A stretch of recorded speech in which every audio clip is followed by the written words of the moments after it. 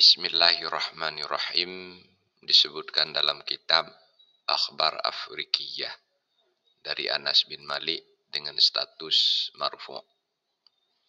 Mangqala, siapa saja yang membaca Bismillahirrahmanirrahim, wala haula wala quwata illa billahil aliyyil azim, asyru marrat, 10 kali. Bari'ah min zunubihi kayaumin waladathu ummuhu. Dia akan bersih dari dosa-dosanya seperti pada hari ia dilahirkan oleh ibunya. Wa'ufiya min sab'ina bala'an min balayat dunia.